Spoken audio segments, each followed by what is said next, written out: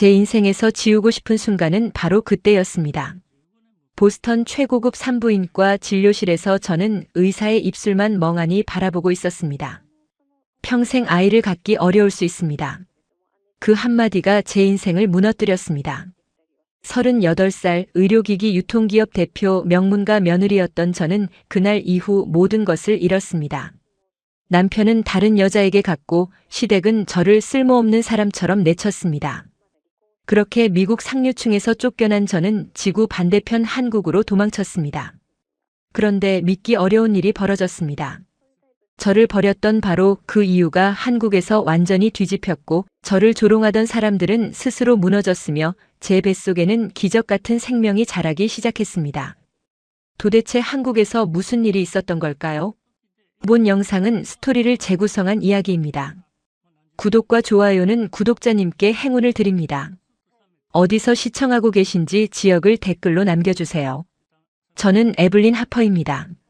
38살이었던 그해 저는 보스턴 백베이에서 가장 성공한 여성 사업가 중 한 명이었습니다.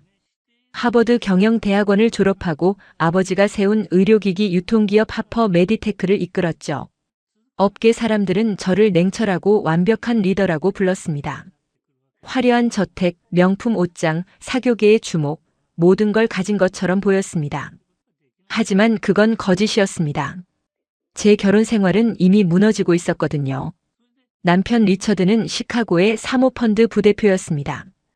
우리 결혼은 뉴욕 타임스에도 실렸고 두 가문의 완벽한 결합이라는 평가를 받았습니다. 하지만 집안의 공기는 늘 차갑기만 했습니다. 시어머니는 제 옷차림부터 말투, 식사 예절까지 평가했고 매번 한 가지만 물었습니다. 언제 아이를 가질 거니? 저는 회사 유럽 진출 프로젝트가 끝나면 준비하겠다고 했지만 그 집안은 제 설명을 들으려 하지 않았습니다. 그들에게 저는 배우자가 아니라 후계자를 낳아줄 도구였습니다.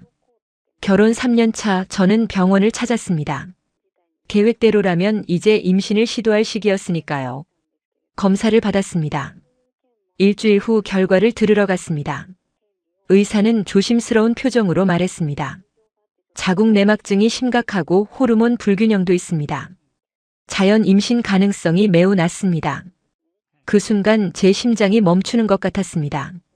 의사는 치료 방법과 가능성에 대해 설명했지만 제 귀에는 아무것도 들리지 않았습니다. 집으로 돌아와 리처드에게 말했습니다. 같이 상담받아보자. 우리 함께 치료하면 될 거야. 하지만 그는 정작 본인 검사는 미루면서 제 상태만 문제 삼았습니다. 당신 몸이 문제라니 어쩌겠어. 우리 집안은 대를 이어야 하는데. 시댁은 더 노골적이었습니다. 식사 자리마다 후계자 이야기를 꺼냈고 저를 볼 때마다 한숨을 쉬었습니다. 저는 점점 집보다 사무실이 편해졌습니다. 그러던 어느 날이었습니다. 리처드가 뉴욕 출장이라고 거짓말을 했는데 저는 우연히 그가 빅토리아 스톤과 맨해튼 레스토랑에 있다는 걸 알게 됐습니다. 빅토리아는 글로벌 투자사 스톤 캐피털 전무였고 저와 모든 면에서 비교되기를 즐기던 여자였습니다. 그녀는 리처드 집안과도 가까웠죠. 저는 그 순간 모든 걸 깨달았습니다. 제 병은 핑계일 뿐이었고 그들은 이미 저를 밀어낼 준비를 끝낸 상태였습니다.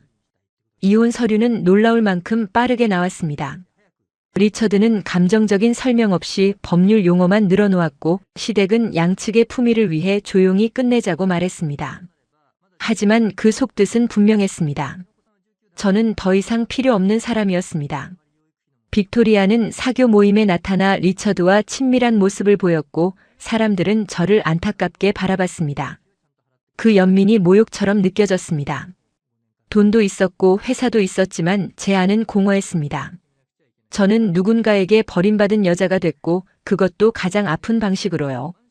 그때 회사 아시아 사업부에서 보고가 올라왔습니다. 한국진단기기 기업과의 협력 건이었습니다. 저는 그 서류를 보며 생각했습니다. 이곳을 떠나야 한다고. 아예 다른 땅으로 가야 한다고. 그런데 그 출구가 한국에서 열릴 줄은 정말 몰랐습니다. 과연 그곳에서 저를 기다리고 있던 건 무엇이었을까요? 2024년 11월 저는 인천공항에 도착했습니다. 서울의 겨울 공기는 보스턴과 달랐습니다. 차갑지만 날카롭지 않았고 이상하게 제 정신을 깨우는 느낌이었습니다. 미래바이오와의 첫 미팅은 강남의 한 호텔 회의실에서 열렸습니다. 저는 평소처럼 완벽하게 준비했습니다. 검은색 정장, 깔끔한 헤어스타일, 사업 자료 3벌. 하지만 회의실 문을 여는 순간 긴장이 풀렸습니다. 상대방이 저를 평가하는 눈빛이 아니었거든요. 미래바이오 해외사업 총괄 이사 한지환이 일어나 악수를 청했습니다. 41세쯤 보이는 수줍지만 단단한 눈빛의 남자였습니다. 반갑습니다, 하퍼 대표님. 먼 길 오시느라 고생하셨습니다. 그의 영어는 유창하지 않았지만 정확했습니다. 회의는 3시간 동안 이어졌습니다. 놀라운 점은 지환이 과장된 예의를 보이지 않았다는 겁니다. 미국 대기업 대표라고 떠받들지도 않았고 불필요한 칭찬도 하지 않았습니다. 대신 기술과 숫자, 신뢰에 대해 정확하게 말했습니다. 저희 회사는 작지만 기술력은 확실합니다. 단 파트너십은 장기적이어야 합니다. 기술만 가져가려는 곳과는 일하지 않습니다. 저는 그 말이 마음에 들었습니다. 회의가 끝나고 다른 임원들은 저를 힐끗거리며 수군댔습니다. 나중에 안 사실이지만 제 이혼 기사가 미국 경제지에 실렸고 한국 언론에도 번역됐더군요. 하지만 지환은 단 한 번도 그 얘기를 꺼내지 않았습니다. 오히려 회의 후 제 얼굴을 보더니 말했습니다. 컨디션이 안 좋아 보이시는데 따뜻한 차 드시겠습니까? 저는 놀랐습니다. 누군가 제 배경이 아니라 제 상태를 본 건 정말 오랜만이었으니까요. 호텔 라운지에서 대추차를 마셨습니다. 처음 마셔보는 맛이었지만 달콤하고 따뜻했습니다. 한국 전통차입니다. 피곤할 때 좋습니다. 지환이 조용히 말했습니다. 저는 그날 밤 호텔방에서 창밖을 바라봤습니다. 서울의 야경이 펼쳐져 있었습니다. 보스턴과는 전혀 다른 도시였습니다. 하지만 이상하게 숨이 쉬어지는 기분이었습니다. 며칠 후 지환이 제안했습니다. 공장을 직접 보시는 게 어떻습니까? 충북 오송에 있습니다. 저는 동의했습니다. 오송으로 가는 차 안에서 지환은 자신의 이야기를 조금씩 들려줬습니다. 부모님이 대구에서 작은 철물점을 하셨습니다. 저는 장학금으로 대학 나오고 군대 다녀오고 회사 현장에서 시작했습니다. 지금 자리까지 15년 걸렸습니다.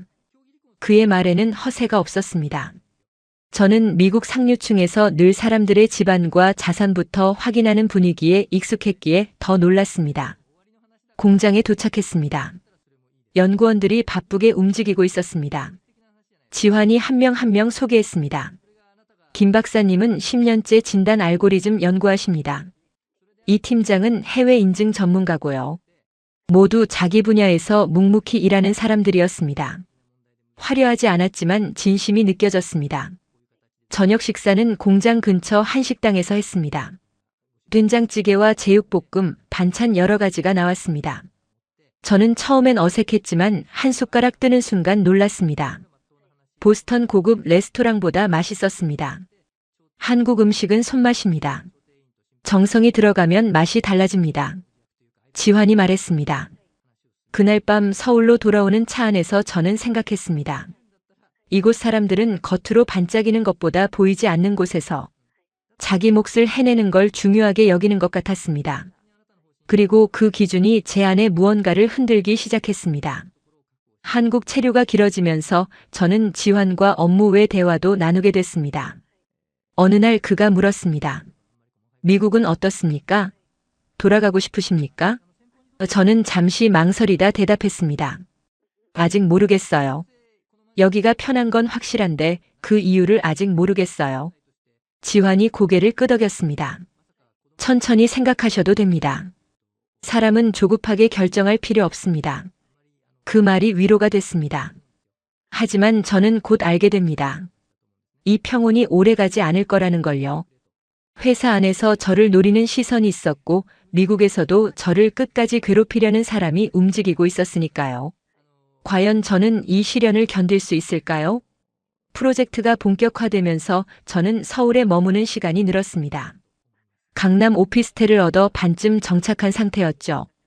매일 아침 미래바이오 회의실에서 지환과 팀원들을 만났고 기술 협력과 유통 전략을 논의했습니다.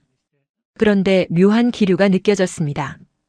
회의 때마다 전략기획 상무 오세란이 제 제안을 미묘하게 비틀어 해석했습니다. 외국 기업은 결국 우리 기술만 가져가려는 거 아닙니까? 겉으로는 회사를 지킨다는 명분이었지만 속내는 달랐습니다. 저는 곧 알게 됐습니다. 오세란이 지환을 오래전부터 신뢰하고 싶어 했고 제 등장 이후 그 관계가 흔들린다고 느낀다는 걸요. 어느 날 회의 후 자료를 확인하다 이상한 점을 발견했습니다. 제가 제출한 시장 분석 데이터 일부가 누락돼 있었습니다. 지환에게 물었습니다. 이 부분이 빠졌는데요. 지환이 자료를 보더니 미간을 찌푸렸습니다. 분명 들어갔어야 하는데요. 확인해 보겠습니다. 나중에 안 사실이지만 오세란이 통역 과정에서 의도적으로 일부를 전달하지 않았더군요. 사소한 방해였지만 쌓이면 신뢰를 무너뜨릴 수 있는 수법이었습니다. 더 큰 문제는 따로 있었습니다. 어느 날 저녁 지환이 조심스럽게 말했습니다. 하퍼 대표님 혹시 미국 쪽에서 이상한 연락 받으셨습니까? 무슨 연락요? 투자사 스톤 캐피털에서 저희 회사에 접촉했습니다. 귀사와의 협력권을 검토 중이라면서요. 제 등골이 서늘해졌습니다. 빅토리아였습니다. 그녀가 여기까지 손을 뻗친 겁니다. 저는 지환에게 솔직하게 말했습니다. 그 회사 전무가 제 전남편과 가까운 사람입니다. 조심하셔야 해요. 지환이 고개를 끄덕였습니다. 알겠습니다. 우리는 원칙대로 합니다. 하지만 빅토리아의 공작은 거기서 끝나지 않았습니다. 며칠 후 오세란이 빅토리아와 비공식 미팅을 했다는 정황이 포착됐습니다. 두 사람이 손을 잡은 겁니다. 해외에서 저를 끌어내린 여자와 한국에서 저를 밀어내려는 여자가 연합한 순간이었습니다. 저는 점점 고립되는 기분이었습니다. 회사에서는 오세란이 외국 자본은 결국 우리를 이용만 한다는 말을 퍼뜨렸고 미국에서는 빅토리아가 제 회사 거래선을 흔들고 있었습니다. 그러던 어느 날 밤 저는 오피스텔 창가에 앉아 울었습니다. 또다시 모든 걸 잃는 건 아닐까 두려웠습니다. 핸드폰이 울렸습니다. 지환이었습니다. 아직 안 주무셨습니까? 네, 일 정리 중이에요. 거짓말 같은데요. 목소리 들으니 우시는 것 같은데. 저는 말문이 막혔습니다. 어떻게 전화 너머로 알아챈 걸까요? 15분 후에 로비로 내려오십시오. 같이 걷겠습니다. 저는 거절할 수 없었습니다. 로비에 내려가니 지환이 서 있었습니다. 우리는 말없이 한강공원으로 걸었습니다. 밤의 한강은 고요했습니다. 지환이 먼저 입을 열었습니다. 힘드시죠? 네. 제가 도울 수 있는 게 있습니까? 저는 고개를 저었습니다. 이건 제 문제예요. 제가 과거에 잘못 선택한 사람들 때문이에요. 지환이 잠시 멈춰 섰습니다. 하퍼 대표님, 잘못 선택한 건 당신이 아니라 당신을 제대로 보지 못한 사람들입니다. 그 한마디에 제 눈물이 터졌습니다. 미국에서도 가족 곁에서도 듣지 못했던 말이었습니다. 지환은 해결책을 제시하지도 않았고 기적을 약속하지도 않았습니다. 그저 제 잘못이 아니라고 아주 단단하게 말해줬습니다. 그날 밤 저는 처음으로 누군가에게 이해받는다는 게 사람을 다시 살게 할 수도 있다는 걸 알았습니다. 하지만 시련은 끝나지 않았습니다. 오히려 이제부터 시작이었습니다. 과연 저는 이 모든 걸 버텨낼 수 있을까요? 2025년 1월 프로젝트는 중요한 고비를 맞았습니다. 양사 합작으로 신제품을 개발하기로 했고 투자 규모도 커졌습니다. 하지만 오세란의 방해는 더욱 노골적이 됐습니다. 이사회 자료에 제 과거 이혼 기사를 끼워 넣었고 신뢰할 수 없는 파트너라는 뉘앙스를 풍겼습니다. 회의실에서 저는 참을 수 없었습니다. 오 상무님, 제 사생활이 이 프로젝트와 무슨 관계가 있습니까? 신뢰는 개인 삶에서도 드러나지 않습니까? 결혼도 제대로 유지 못한 사람이 장기 파트너십을 책임질 수 있을까요? 순간 회의실이 얼어붙었습니다. 지환이 차갑게 끼어들었습니다. 오 상무, 선을 넘으셨습니다. 사과하십시오. 이사님, 저는 회사를 위해. 지금 당장 사과하십시오. 지환의 목소리는 낮았지만 단호했습니다. 오세라는 마지못해 고개를 숙였지만 눈빛은 적대적이었습니다. 회의 후 지환이 저를 따로 불렀습니다. 괜찮으십니까? 네, 익숙해요. 미국에서도 비슷했으니까요. 익숙하다고 괜찮은 건 아닙니다. 지환이 제 눈을 똑바로 봤습니다. 당신은 잘못한 게 없습니다. 제가 지켜드리겠습니다. 그 순간 제 가슴이 두근거렸습니다. 이 남자는 말이 아니라 행동으로 저를 지켜주고 있었습니다. 하지만 문제는 계속됐습니다. 빅토리아가 미국 본사 거래선에 압력을 넣기 시작했고 일부 클라이언트가 계약 재검토를 요청했습니다. 제 회사가 흔들리기 시작한 겁니다. 어느 날 밤 저는 오피스텔에서 재무보고서를 보다 무너졌습니다. 이대로 가면 회사를 지킬 수 없었습니다. 미국으로 돌아가 직접 수습해야 할 것 같았습니다. 다음 날 지환에게 말했습니다. 이사님, 제가 잠시 미국에 다녀와야 할 것 같습니다. 무슨 일입니까? 회사 문제가 생겼어요. 직접 가서 정리해야 해요. 지환이 잠시 생각하더니 말했습니다. 같이 가겠습니다. 네. 혼자 가시면 또 당하십니다. 제가 같이 가겠습니다. 저는 놀랐습니다. 이사님 일정도 바쁘실 텐데요. 당신이 무너지면 이 프로젝트도 무너집니다. 저는 파트너를 지킵니다. 일주일 후 우리는 함께 보스턴으로 갔습니다. 지환은 제 옆에서 미팅마다 동행했고 거래선 대표들과 직접 대화했습니다. 하퍼 메디테크는 신뢰할 수 있는 파트너입니다. 저희가 보증합니다. 그의 단단한 태도가 사람들을 움직였습니다. 흔들렸던 계약이 하나둘 복구됐습니다. 보스턴 체류 마지막 날 지환과 저는 찰스강을 걸었습니다. 고마워요, 이사님. 당신이 아니었으면 못 견뎠을 거예요. 저도 고맙습니다. 뭐가요? 당신이 포기하지 않아서요. 당신 같은 사람이 무너지는 걸 보고 싶지 않았습니다. 저는 그 말에 가슴이 먹먹해졌습니다. 이 남자는 저를 동정이 아니라 존중으로 대하고 있었습니다. 하지만 서울로 돌아온 직후 더 큰 사건이 터졌습니다. 오세란이 사내 감사팀에 지환을 고발한 겁니다. 한지환 이사가 외국 기업과 부적절한 관계를 맺고 회사 기밀을 유출했다는 내용이었습니다. 물론 거짓이었지만 조사는 시작됐고 지환은 업무에서 일시 배제됐습니다. 저는 분노했습니다. 이건 명백한 음해였습니다. 과연 저는 이 상황을 뒤집을 수 있을까요? 지환이 감사 조사를 받는 동안 저는 움직였습니다. 가만히 있을 수 없었습니다. 먼저 프로젝트 관련 모든 문서를 정리했습니다. 회의록, 이메일, 계약서, 기술 자료 공유 내역까지 전부 출력했습니다. 단 하나도 부적절한 부분이 없었습니다. 모든 절차가 법무팀 검토를 거쳤고 이사회 승인도 받았습니다. 감사팀장을 직접 만났습니다. 팀장님, 이 자료들을 봐주십시오. 한 이사는 원칙대로 일했습니다. 감사팀장이 자료를 검토했습니다. 한참 후 고개를 끄덕였습니다.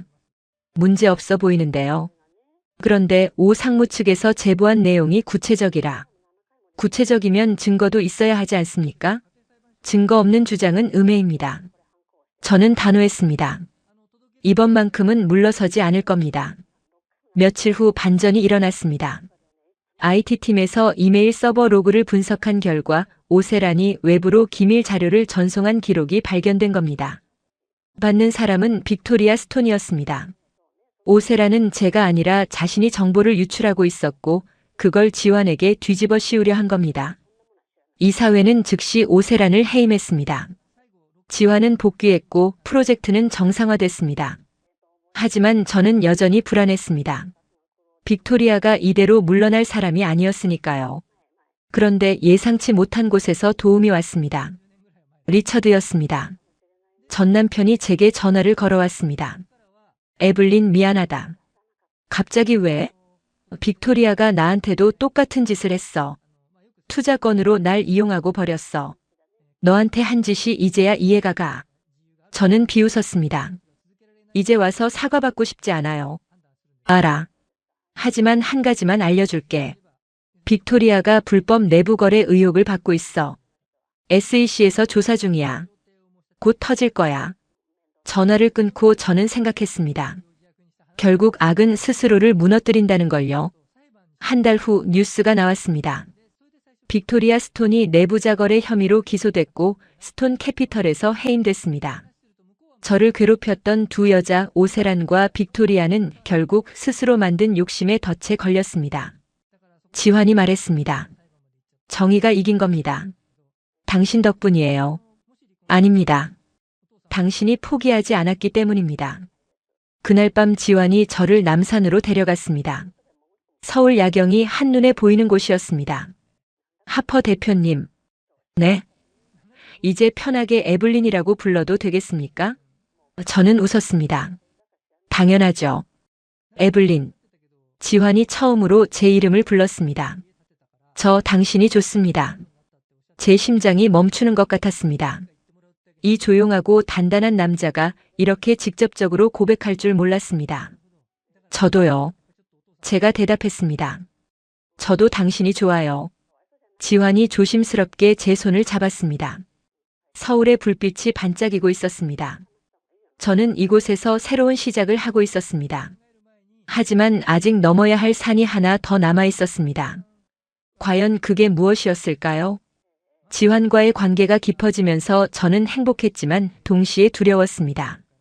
언제 또 무너질지 모른다는 불안이 늘 따라다녔습니다. 어느 날 지환이 물었습니다. 에블린, 우리 같이 살면 어떻겠습니까? 저는 얼어붙었습니다. 같이요? 네. 정식으로 결혼하고 싶습니다. 제 입에서 가장 먼저 나온 말은 이거였습니다. 저는 아이를 못 가질지도 몰라요. 그 말을 하는 순간 과거가 되살아났습니다. 리처드가 저를 버렸던 바로 그 이유였습니다. 지환이 잠시 침묵하더니 말했습니다. 그게 중요합니까? 네. 결혼은 누군가의 부족함을 계산하는 계약이 아닙니다. 남은 인생을 누구와 견딜 것인가를 정하는 겁니다. 저는 울었습니다. 이 남자는 제가 가장 두려워하던 것을 아무것도 아닌 것처럼 말해주고 있었습니다. 아이보다 중요한 건 사람입니다. 당신이 어떤 마음으로 곁에 서느냐가 중요한 겁니다. 지환이 작은 상자를 꺼냈습니다. 반지였습니다. 에블린 하퍼, 저와 결혼해 주시겠습니까? 저는 눈물을 닦으며 대답했습니다. 네, 할게요. 2025년 3월 우리는 서울 서초구청에서 혼인신고를 했습니다. 화려한 결혼식은 하지 않았습니다. 대신 지환의 부모님과 제 부모님만 모시고 작은 식사를 했습니다. 지환의 어머니가 제 손을 잡으셨습니다. 우리 아들 잘 부탁합니다. 제가 더 잘 부탁드려요, 어머니. 아버지도 휠체어에 앉아 계셨지만 환하게 웃으셨습니다. 좋은 며느리 만났다. 고맙다. 저는 가슴이 따뜻해졌습니다. 이런 게 진짜 가족이구나 싶었습니다. 미국에서 화상통화로 참석한 제 부모님도 우셨습니다. 에블린 행복해 보인다. 엄마가 미안하다. 예전에 너한테 너무 성공만 강요했던 것 같아. 괜찮아요, 엄마. 덕분에 강해졌어요. 신혼집은 반포의 작은 아파트였습니다. 보스턴 대저택에 비하면 소박했지만 이상하게 이곳이 훨씬 따뜻했습니다. 퇴근 후 나란히 신발을 벗고 들어서는 일상이 저에게는 처음 누리는 평온이었습니다. 하지만 행복은 오래가지 않았습니다. 결혼 2달 후 저는 극심한 어지럼과 피로를 느끼기 시작했습니다. 처음엔 업무 스트레스라고 생각했습니다. 하지만 증상이 계속되자 병원에 갔습니다. 검사를 받았습니다. 의사가 차트를 보더니 말했습니다. 다시 정밀 검사가 필요할 것 같습니다. 제 심장이 철렁했습니다. 과거 병이 재발한 걸까요? 지환은 제 손을 꽉 잡았습니다. 괜찮아요. 함께 이겨냅시다. 며칠 후 종합병원에서 정밀 검사를 받았습니다. 초음파, 혈액 검사, 호르몬 검사. 모든 걸 다시 했습니다. 결과를 기다리는 일주일은 지옥 같았습니다. 저는 밤마다 악몽을 꿨습니다. 또다시 모든 걸 잃는 꿈이었습니다. 지환은 매일 밤 제 곁에서 잠들었고 아침마다 따뜻한 미역국을 끓여줬습니다. 에블린, 무슨 일이 있어도 저는 당신 곁에 있습니다. 그의 말이 유일한 위로였습니다. 결과를 들으러 가는 날 아침 저는 너무 떨려서 밥을 먹을 수도 없었습니다. 과연 의사는 무슨 말을 할까요? 병원 진료실에 앉아 있는 동안 저는 과거가 되살아나는 듯 했습니다. 보스턴 산부인과에서 들었던 그 무서운 진단, 리처드의 차가운 눈빛, 시댁의 한숨. 모든 게 다시 반복될 것 같았습니다. 의사가 들어왔습니다. 차트를 한참 보더니 조심스럽게 미소를 지었습니다. 축하드립니다. 임신하셨습니다. 순간 저는 그 말을 이해하지 못했습니다. 네. 임신 8주입니다. 아기 심장박동도 들립니다. 스피커에서 작은 소리가 났습니다. 쿵쿵쿵. 제 아기의 심장 소리였습니다. 저는 그 자리에서 울음을 터뜨렸습니다. 지환도 눈물을 흘렸습니다. 의사 선생님, 저는 미국에서 자연 임신이 어렵다는 진단을 받았어요. 어떻게 이런 일이? 과거 진단서를 보니 가능성이 낮다는 표현이었습니다. 불가능하다는 뜻은 아니었죠. 장기간 치료와 생활 변화, 무엇보다 심리적 안정이 큰 영향을 준 것 같습니다. 의사가 설명했습니다. 스트레스가 줄어들고 몸이 안정되면 호르몬 균형이 회복되기도 합니다. 기적이라고 부를 수도 있지만 의학적으로도 충분히 가능한 일입니다. 병원을 나오며 저는 지환의 손을 붙잡고 걸었습니다. 고마워요. 뭐가요? 당신이 제 곁에 있어줘서요. 당신 덕분에 제 몸이 살아난 것 같아요. 지환이 웃었습니다. 우리 아기예요. 우리 가족이에요. 그날 저녁 지환의 부모님께 소식을 전했습니다.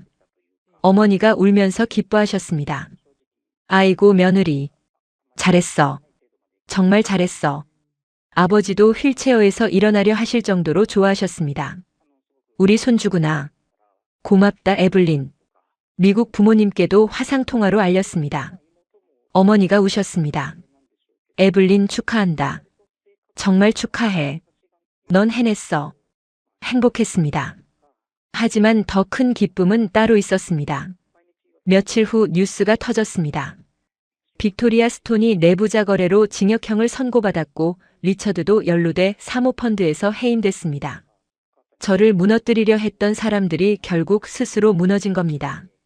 오세라는 기밀 유출로 업계에서 퇴출됐고 다시는 제대로 된 회사에 발을 들릴 수 없게 됐습니다. 정의가 이긴 겁니다. 더 놀라운 일도 있었습니다. 제 회사 하퍼 메디테크와 미래바이오의 합작 제품이 FDA 승인을 받았고 유럽 시장에서도 큰 호응을 얻었습니다. 프로젝트는 대성공이었습니다. 저는 한국에 정식으로 지사를 세우기로 결정했고 서울을 거점으로 아시아 시장을 총괄하게 됐습니다. 이제 저는 보스턴으로 돌아갈 이유가 없었습니다. 제 삶은 한국에 있었으니까요. 임신 5개월쯤 성별을 알게 됐습니다. 딸이었습니다. 딸이래요. 저는 지환에게 말했습니다. 우리 딸. 지환이 제 배에 손을 얹었습니다. 아가야 아빠야. 건강하게 자라. 저는 모든 게 꿈만 같았습니다. 불과 1년 전만 해도 저는 절망 속에 있었습니다. 하지만 지금은 달랐습니다. 사랑하는 남편, 뱃속의 아기, 성공한 사업, 따뜻한 가족. 모든 게 제게 왔습니다.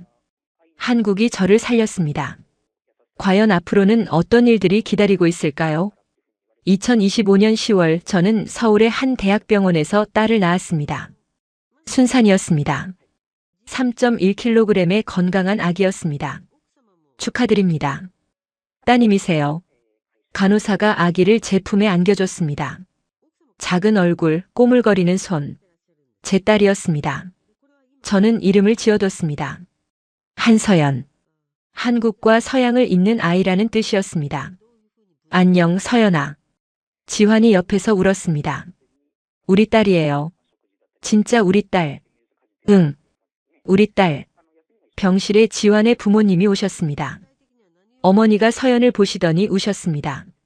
예쁘다. 우리 손녀 정말 예뻐. 아버지도 휠체어에서 조심스럽게 서연을 안으셨습니다. 고맙다 며느리. 우리 집안에 이런 복이 오다니. 미국 부모님도 비행기를 타고 오셨습니다. 어머니가 서연을 안고 오셨습니다. 우리 손녀구나. 에블린, 넌 정말 대단해. 아버지도 감동하셨습니다. 지환, 우리 딸 잘 부탁하네. 평생 잘 모시겠습니다, 장인어른. 퇴원 후 집으로 돌아왔습니다. 작은 신혼집이었지만 이제는 새 식구의 보금자리였습니다. 서연은 잘 자고 잘 먹었습니다. 저는 매일 밤 수유를 하며 서연을 봤습니다. 이 작은 생명이 제게 왔다는 게 신기했습니다. 지환은 최고의 아빠였습니다. 밤중 수유도 함께 깼고 기저귀도 갔고 자장가도 불렀습니다. 에블린 행복해요? 너무. 당신은? 저도요. 당신과 서연이 있어서 완벽해요. 몇 달 후 저는 일을 다시 시작했습니다. 회사 한국지사장으로 정식 임명됐고 아시아 시장 총괄을 맡았습니다. 바빴지만 행복했습니다. 일과 육아 두 가지 모두 제 삶이었으니까요. 어느 날 예상치 못한 메시지가 왔습니다. 리처드였습니다. 에블린 축하한다. 아기 낳았다며? SNS에서 봤다. 행복해 보이네. 미안하다. 내가 너한테 정말 잘못했어. 너는 문제가 없었어. 문제는 나였어. 용서해 줄 수는 없겠지만 그래도 한마디 하고 싶었어. 행복하게 살아. 저는 답장을 보내지 않았습니다. 그에게 할 말이 없었으니까요. 과거는 과거였습니다. 중요한 건 현재와 미래였습니다. 서연이 돌이 됐을 때 저는 결심했습니다. 한국에 영구 정착하기로. 저는 한국 영주권을 신청했고 몇 달 후 승인됐습니다. 이제 저는 법적으로도 한국에 뿌리를 내린 사람이 됐습니다. 미국 친구들이 물었습니다. 에블린 정말 한국에서 계속 살 거야? 응. 여기가 내 집이야. 후회 안 해? 전혀. 여기서 내 진짜 인생을 찾았어. 어느 날 지환이 말했습니다. 에블린 둘째는 어때요? 저는 웃었습니다. 생각해 볼게요. 농담이에요. 서연이만으로도 충분해요. 당신과 서연이 있으면 돼요. 하지만 운명은 또 다른 선물을 준비하고 있었습니다.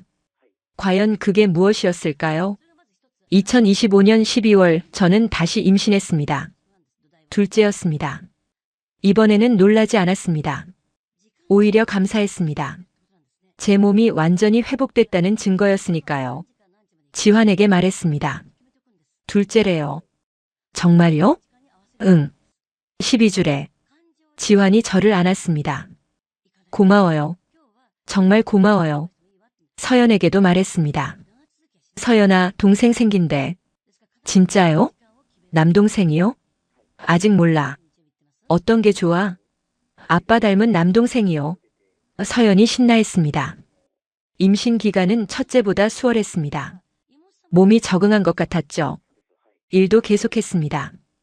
회의도 참석하고 출장도 다녔습니다. 6개월쯤 성별을 알았습니다. 아들이었습니다. 아들이래요. 우리 아들. 지환이 너무 좋아했습니다. 이름은 뭐로 할까요? 당신이 지어봐요. 준혁은 어때요?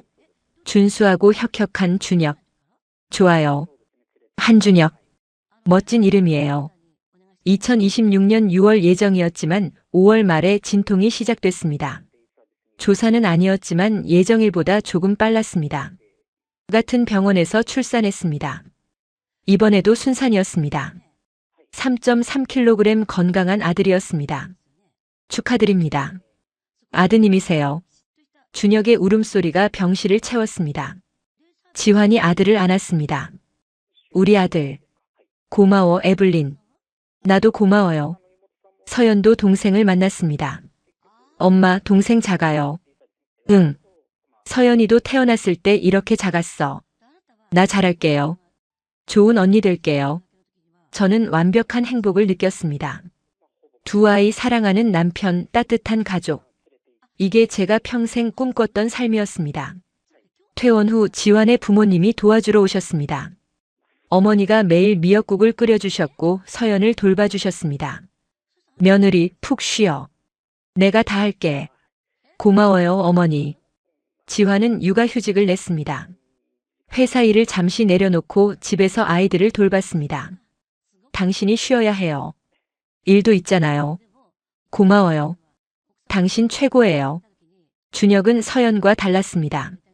더 활발하고 더 시끄러웠죠. 하지만 그 모든 게 사랑스러웠습니다. 어느 날 밤 지환이 말했습니다. 우리 인생 참 신기하죠? 왜요?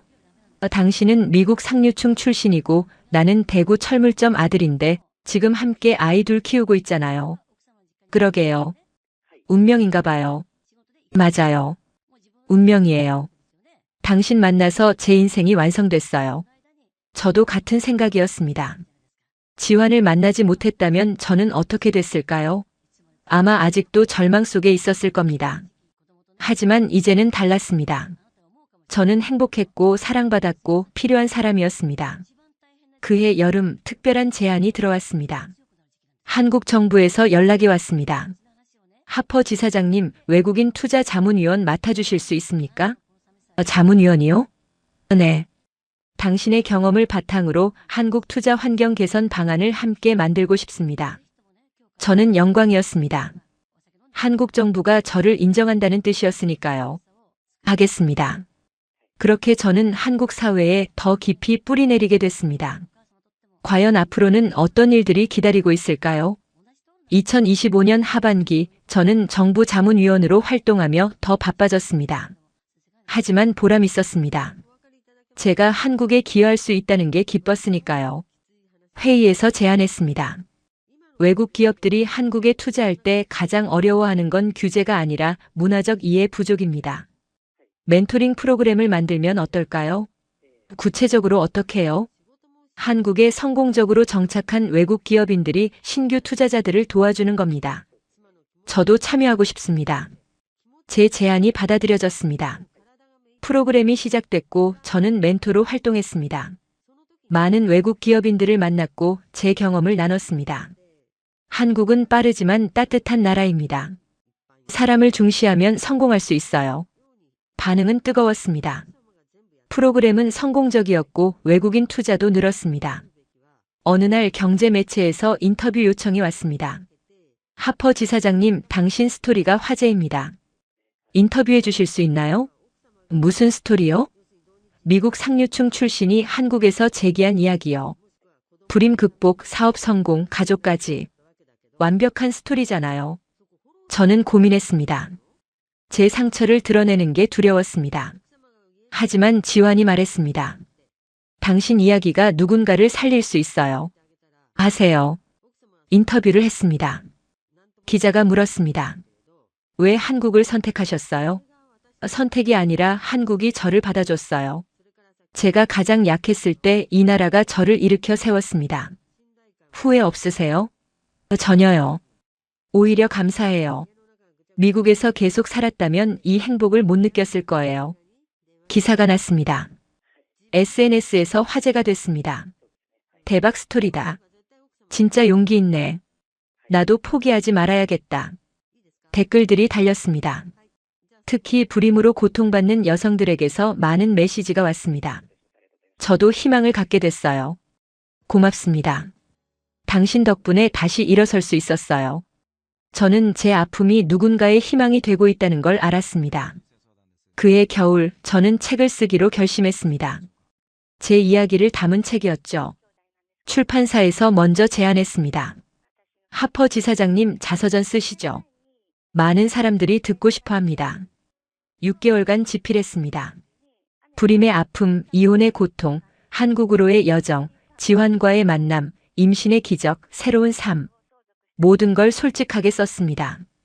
책 제목은 서연에서 시작된 기적으로 정했습니다. 출판됐습니다. 베스트셀러 1위를 기록했죠. 서점 사인회에 수백 명이 왔습니다. 하퍼 지사장님, 당신 덕분에 힘을 얻었어요. 한 여성이 울며 말했습니다. 저도 불임이에요. 포기하지 않기로 했어요. 저는 그녀를 안았습니다. 포기하지 마세요. 기적은 예상치 못한 곳에서 와요. 책은 해외에서도 출판됐습니다. 미국에서도 반응이 뜨거웠습니다. PBS에서 다시 연락이 왔습니다. 에블린, 토크쇼 나와주실 수 있나요? 미국으로 갔습니다. 5년 만에 뉴욕이었습니다. 낯설었습니다. 토크쇼에서 진행자가 물었습니다. 에블린, 한국은 당신에게 어떤 의미인가요? 저는 잠시 생각했습니다. 한국은 제게 두 번째 인생을 준 나라입니다. 저를 받아주고 사랑하게 해주고 꿈을 이루게 해준 곳입니다. 제 고향입니다. 쇼가 끝나고 한국으로 돌아왔습니다. 공항에 지환과 아이들이 나와 있었습니다. 엄마, 서연이 달려왔습니다. 저는 아이들을 안았습니다. 준혁도 안 왔습니다. 지환이 미소 지었습니다. 다녀오셨어요? 응. 보고 싶었어. 집으로 가는 차 안에서 창밖을 봤습니다. 서울의 야경이 반짝이고 있었습니다. 이제 이곳이 제 집이었습니다. 과연 마지막 이야기는 무엇일까요? 정부 자문위원 활동은 계속됐고 저는 더 많은 프로젝트에 참여하게 됐습니다. 특히 여성 창업 지원 프로그램에 관심이 많았습니다. 실패를 겪은 여성들에게 다시 일어설 기회를 줘야 합니다. 제가 회의에서 말했습니다. 당신처럼요?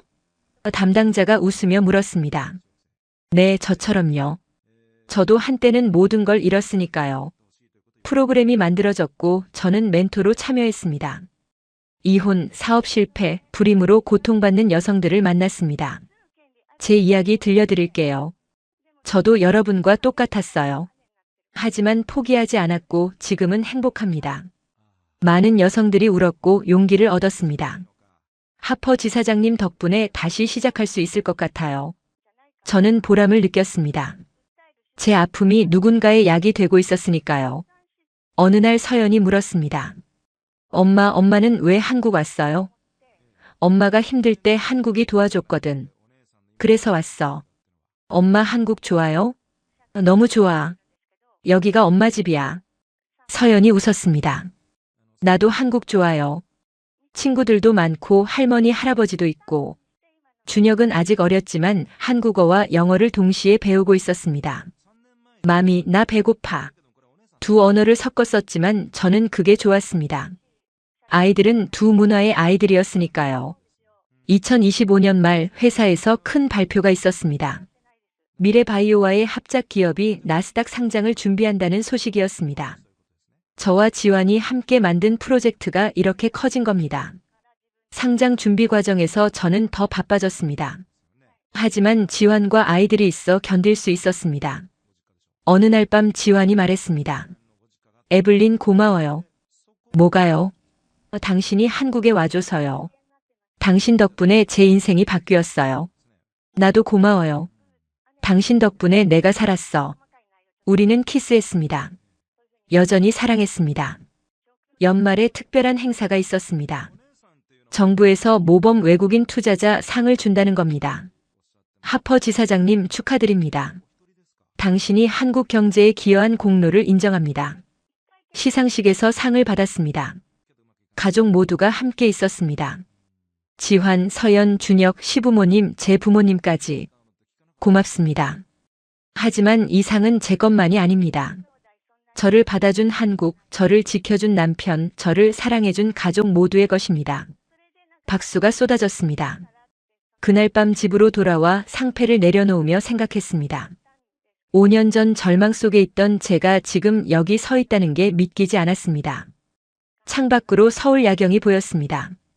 반짝이는 불빛들이 제 인생 같았습니다. 어두웠던 시절도 있었지만 지금은 이렇게 빛나고 있었습니다. 과연 앞으로는 어떤 일들이 기다리고 있을까요? 지금은 2026년 3월입니다. 저는 39살입니다. 한국에 온 지 1년 조금 넘었습니다. 시간이 정말 빨리 갔습니다. 오늘 아침 평소처럼 일어났습니다. 지환은 이미 부엌에서 아침을 준비하고 있었습니다. 잘 잤어요? 응. 당신은? 저도요. 커피 마실래요? 고마워. 서연이 일어나 안겼습니다. 엄마, 오늘 유치원 가요? 응. 아빠가 데려다 줄 거야. 준혁은 아직 자고 있었습니다. 작은 입으로 숨을 쉬는 모습이 천사 같았죠. 아침을 먹으며 창밖을 봤습니다. 겨울 아침이었습니다. 서울의 하늘은 맑았습니다. 예쁘다. 지환이 말했습니다. 응. 정말. 회사로 출근했습니다. 오늘은 중요한 회의가 있었습니다. 나스닥 상장 최종 검토 회의였죠.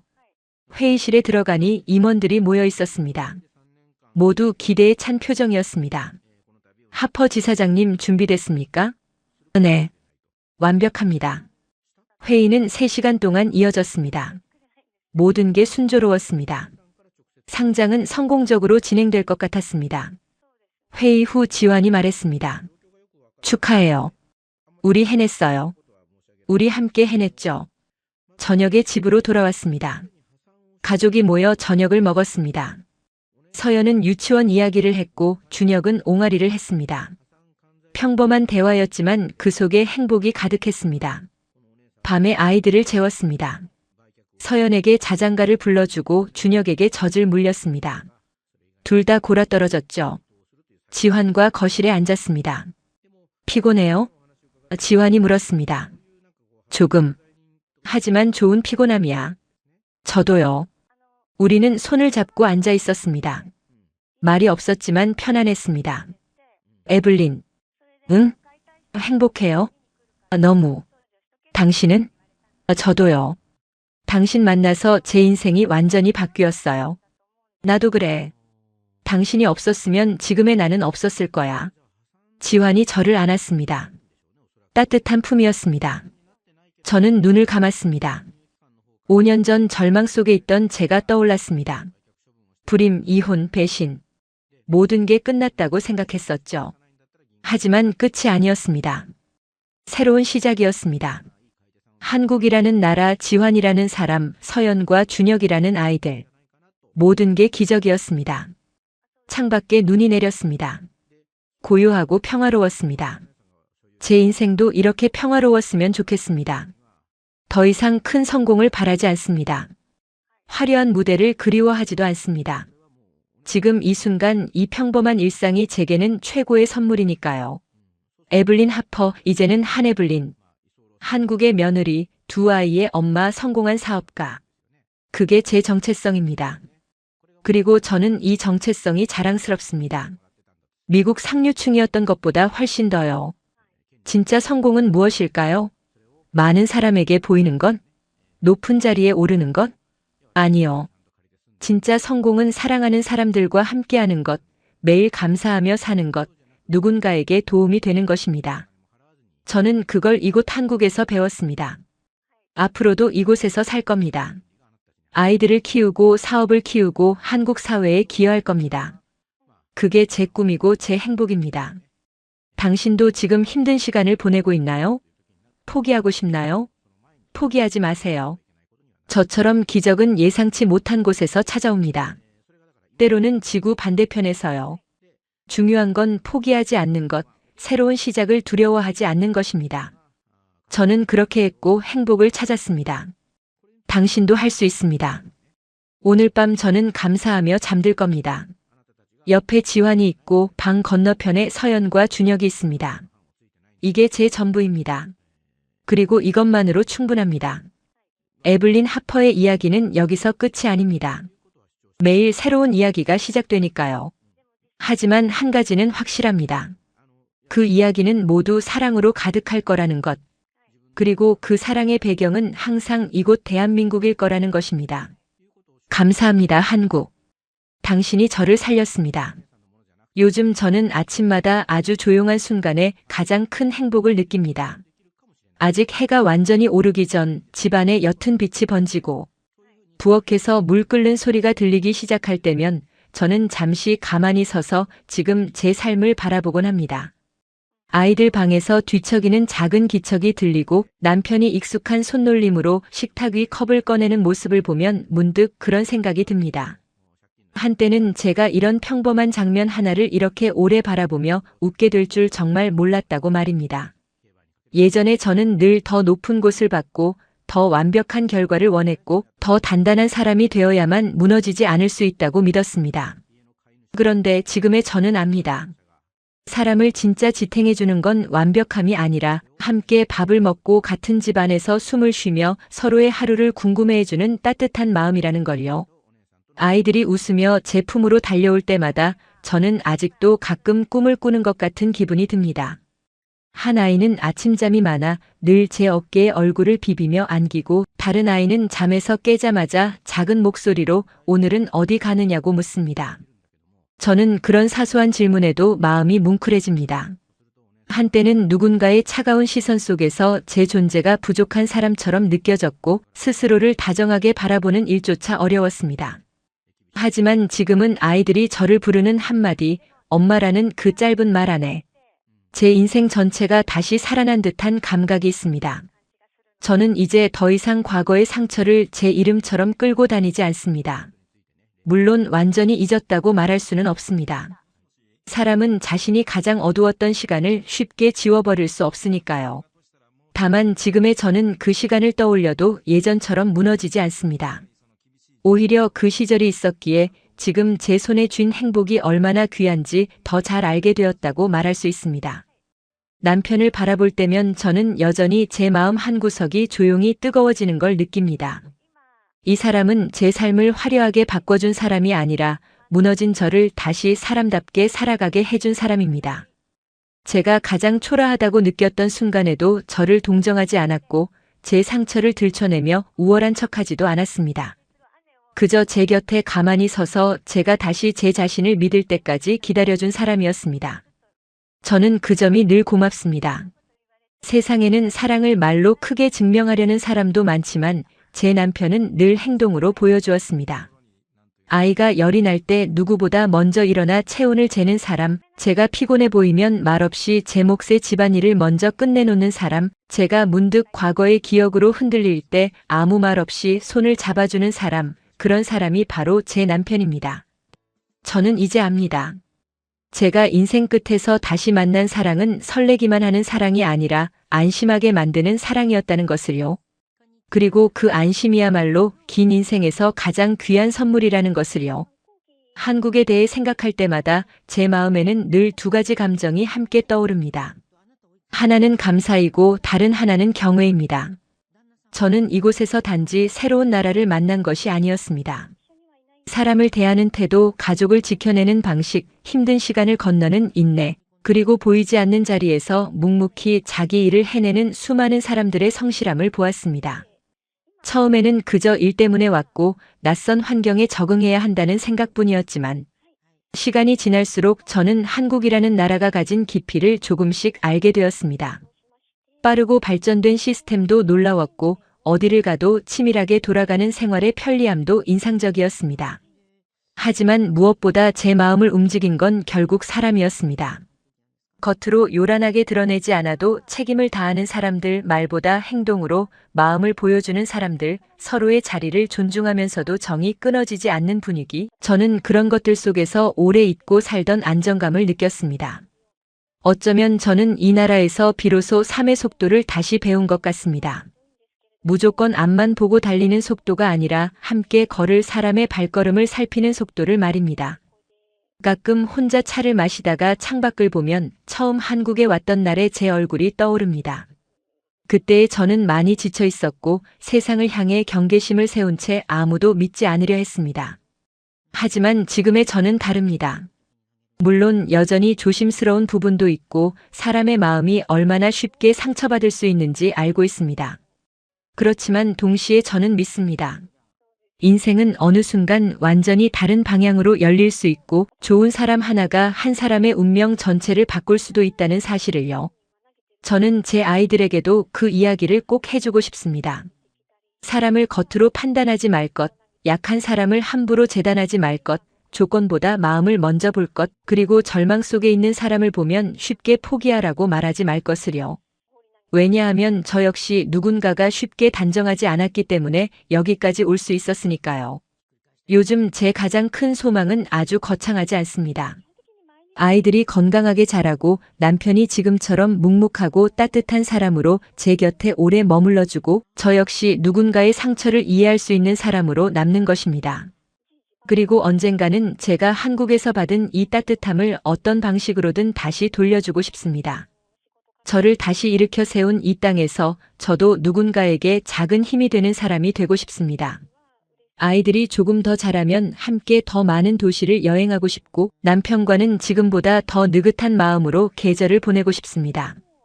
때로는 바닷가를 걷고 때로는 조용한 산길을 오르며 우리가 여기까지 오게 된 시간을 천천히 돌아보고 싶습니다. 저는 미래가 두렵지 않습니다. 예전에는 미래가 늘 경쟁과 증명의 장소처럼 느껴졌지만 지금은 함께 기대해 볼 수 있는 시간처럼 느껴집니다. 그것만으로도 제 인생은 충분히 달라졌습니다. 지금의 저는 분명 압니다. 행복은 남들이 부러워하는 자리에 서 있는 것이 아니었습니다. 행복은 돌아갈 집이 있고 제 이름보다 먼저 저를 엄마라고 불러주는 아이들이 있고 아무 설명 없이도 제 표정을 읽어주는 남편이 있고 상처받았던 과거까지도 조용히 끌어안게 해준 나라가 있다는 사실이었습니다. 저는 더 이상 잃어버린 것들만 세지 않습니다. 이제는 제 곁에 남아있는 것들, 그리고 새롭게 제게 와준 것들을 헤아리며 살아갑니다. 그래서 오늘도 저는 감사한 마음으로 하루를 시작합니다. 제 손을 잡아준 사람들에게, 저를 다시 믿게 해준 삶에게, 그리고 무너진 저를 따뜻하게 품어준 한국에게 말입니다. 앞으로 어떤 날들이 오더라도 저는 알고 있습니다. 제 인생은 이미 가장 소중한 답을 찾았다는 것을요. 사랑은 조건이 아니라 선택이라는 것, 가족은 피보다 마음으로 완성될 수도 있다는 것, 그리고 절망 끝에서도 사람은 다시 웃을 수 있다는 것을요. 그래서 저는 오늘도 조용히 미소 짓습니다. 제 앞에 놓인 내일이 이제는 두려움이 아니라 기다림으로 다가오기 때문입니다.